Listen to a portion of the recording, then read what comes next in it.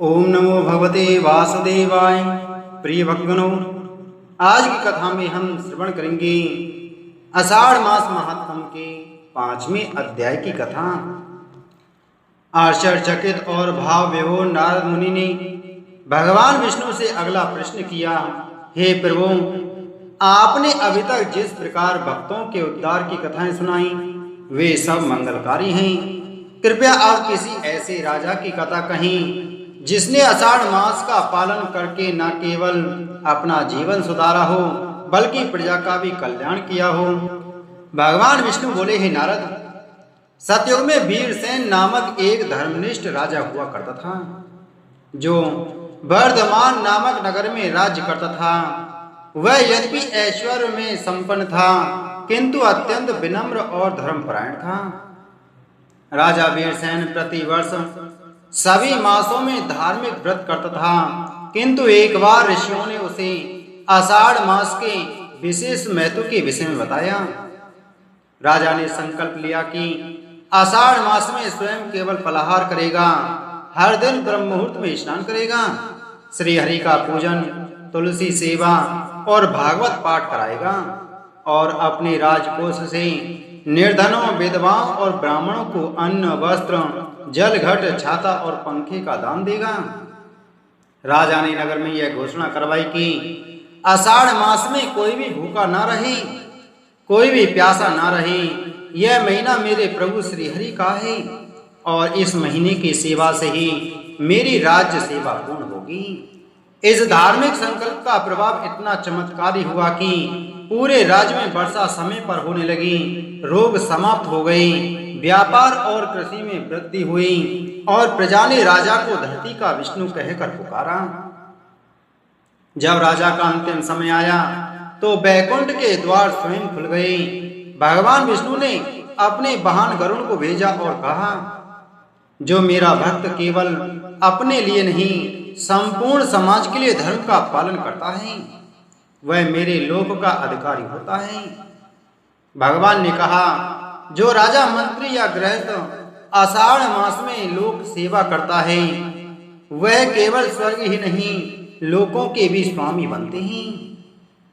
इस मास में कुएं, जलाशय, छाया स्थल, जलपात और अन्नदान के आयोजन विशेष पुण्य देते हैं।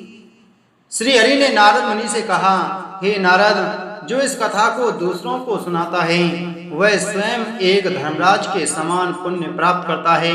आषाढ़ मास में सेवा, भक्ति और त्याग यदि एक साथ हों तो वही मानव को देवत्व की ओर ले जाता है। एक समय की बात है, एक पवित्र नगर में धर्मनिष्ठ ब्राह्मण रहता था। उसकी पत्नी अत्यंत सती, पतिव्रता एवं धार्मिक थी। वह नियमित व्रत उपवास करती, तीर्थों में स्नान करती और हर मास की एकादशी, प्रदोष व्रत आदि का पालन करती थी, परंतु वह आषाढ़ मास के महत्व को नहीं जानती थी। एक दिन नगर में एक महात्मा तपस्वी आए। वे बड़े ज्ञानी थे और वेदों, शास्त्रों तथा प्राणों में पारंगत थे।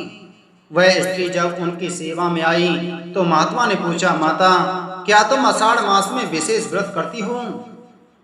स्त्री ने उत्तर दिया, मैं तो हर मास के व्रत करती हूँ, परंतु आषाढ़ मास में कोई विशेष व्रत नहीं करती क्योंकि मुझे इसका महत्व ज्ञात नहीं।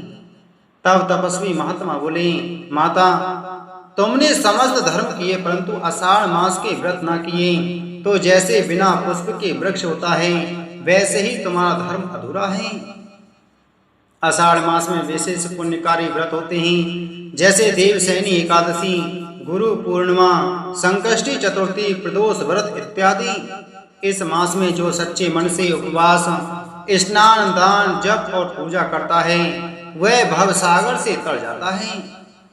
यह सुनकर वह स्त्री अत्यंत पश्चाताप से भर गई। उसने महात्मा से विधि पूर्वक आषाढ़ मास का अनुष्ठान, व्रत एवं दान का विधान सीखा। तत्पश्चात उसने अगली बार पूरे श्रद्धा से आषाढ़ मास का व्रत किया। कुछ काल बाद वह स्त्री अपने पुण्य कर्मों से विमान पर आरूढ़ हो स्वर्ग चली गई। श्री हरि नारायण बोले कि हे नारद, आषाढ़ मास में जो भी व्यक्ति नियम पूर्वक स्नान, व्रत, उपवास, दान, सेवा, जप तथा भगवत स्मरण करता है वह मनुष्य जीवन का लक्ष्य प्राप्त करता है। आषाढ़ मास के विशेष कार्य इस प्रकार हैं।